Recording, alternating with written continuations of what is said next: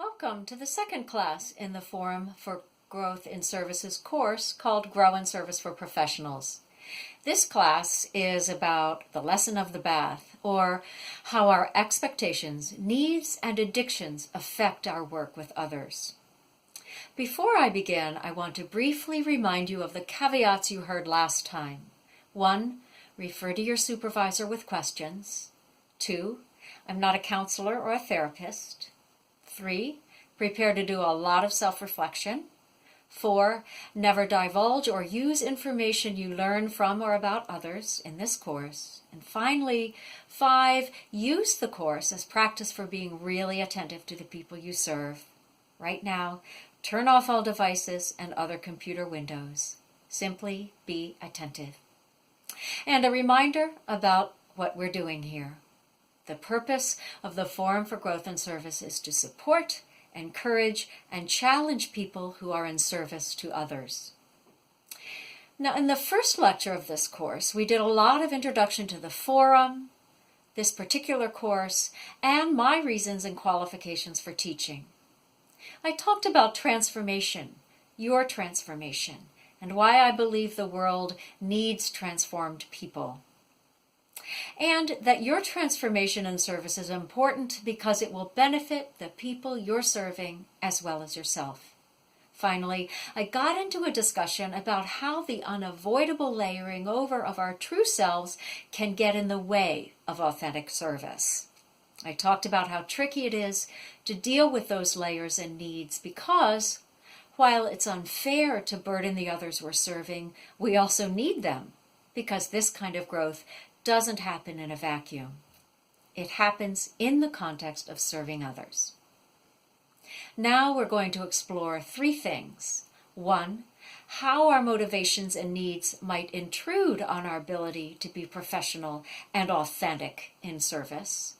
2, the dynamics of power differentials. And 3, using our power fairly and compassionately. Take a moment now to pause the video, get your book, and review the story of the bath, Janelle, and me on pages 32 through 36.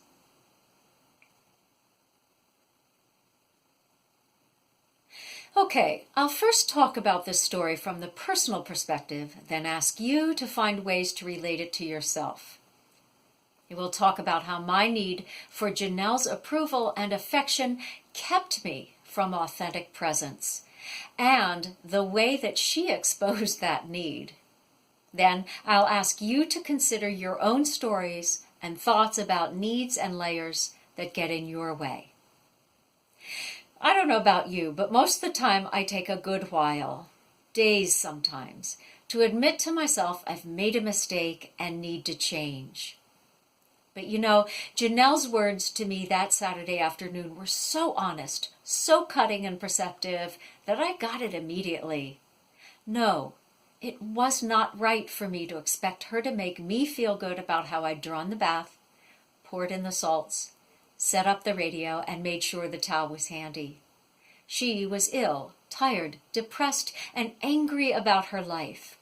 By needing her to thank me or show gratitude or act as though she liked me because of what I'd done, I'd burdened a woman already struggling under an intolerable load. It was not fair. And because I was the one in that situation with the power, the authority figure, and the one offering help, I had an obligation to wield that power gently, compassionately, without expectations and needs getting in the way. Thank goodness for Janelle's gruff way of saying exactly what she felt. It was possibly rude, and you could say her dismissal was uncalled for, yet it was precisely what I needed to hear in that moment. Let's step back a moment to look at the layers that were masking and distorting my genuine desire to help others less fortunate than me. Of course, I'm going to speak from the perspective of a woman, but I ask my male participants to listen in a way that includes them. I've known plenty of men with people-pleasing and/or insecure ways, or whose personalities, needs, and expectations get in the way of authentic service. Obviously, I'm also speaking as a white woman from a background of privilege. I'm very aware that not all participants in this course fit that demographic. Therefore, I'm going to do my best to make the lesson universal, as I believe they are, whatever background or skin color we have. But I do want to encourage my white participants to make special consideration of what we know as white privilege and how it is manifest in American life and in our own lives. I have included things especially for us white folk in the resources section. Now, back to the topic at hand. I was raised to be polite, to make people feel good to be around me. I learned early on that I could get praise, admiration, and affection by doing something for another, a favor, say, or a compliment, or some small service. I was by nature inclined to want people to be happy and feel good, and this natural inclination got layered over by the needs and expectations of parents, siblings, teachers, and others.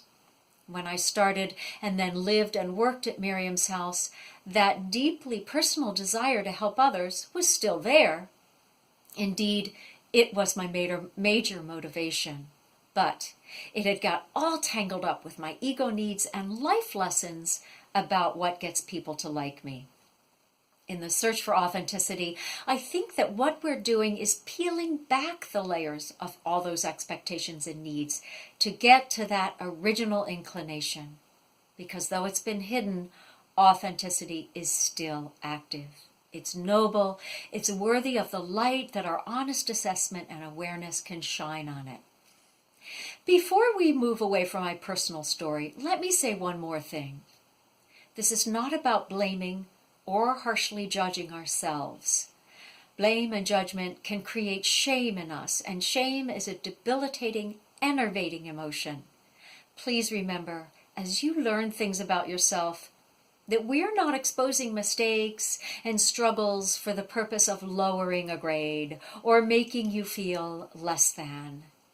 We're making the journey of self-awareness and self-honesty that is at the heart of authenticity. One of the reasons I included resources about listening skills in that first lecture is that, beside the fact that few of us are really good listeners, even though we may think we are, becoming aware of how we listen is a good way to get at our needs and how they get in the way. As you practice better listening, notice what comes up. Are you panting to get your own point out, not really paying attention because you want to jump in with your brilliant thoughts as soon as someone takes a breath? Are you hanging back because you feel inadequate and unimportant, and so are unable to understand and respond to the points being made? Are you so self-conscious that all you want to do is fade into the background, miserably fearful someone will ask you for your opinion? Are you checking out the other person who's talking, judging their weight or complexion or word choice, and feeling superior or inferior? Awareness of how we listen can teach us our needs. You may need to be the one who is right or who makes the smartest argument. You may need to be agreeable simply in order to make someone feel good or like you. You may be in competition, looking for ways you're better than, or even worse than, the other person. Again, please don't judge yourself, simply be aware. As you are aware, you'll feel a sort of a tug inside, an energy shoving you into action or judgment or some needling emotion or getting what you think you need. Giving in to that energy is not authenticity, and it cannot ever be compassionate towards someone you're serving. Back to the story of the bath. I was driven by the energy of my need to get Janelle to like me. In that moment, I was incapable of authentic interaction because all I wanted was what I wanted, for me. Foremost on my mind was not what Janelle needed, but what I needed. And that was not right, not fair. Janelle was right to call me on it. Now, I don't judge myself lacking or bad for acting that way, and miraculously, I didn't at the time either. There was something so simple, so pure in her words to me that they cut through ego and need and layers and exposed the interaction for what it was. Now, that's a story I told on myself over and over again for many years. I called it the lesson of the bath. And I'm still telling it, obviously. At this point in your career, or perhaps at some other time, you likely have had a similar lesson handed to you when you least expected or wanted it. So now think about this.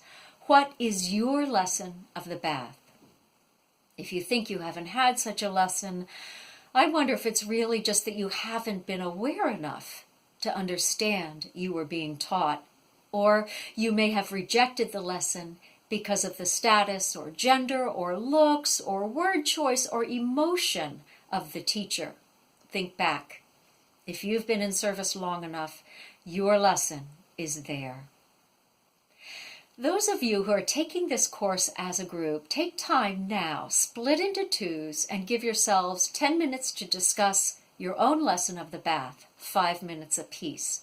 Then come back together in the group and discuss. If you're taking the course solo, use the journal, write it like a story, and in your journaling, explore it in conversation with one other person you trust. We're at the end of the lecture now, so please do your writing or discussing now while the talk and the topics are still fresh. This ends the second talk in the Grow in Service course for professionals. Thank you for being in service. Thank you for caring. Have a good day.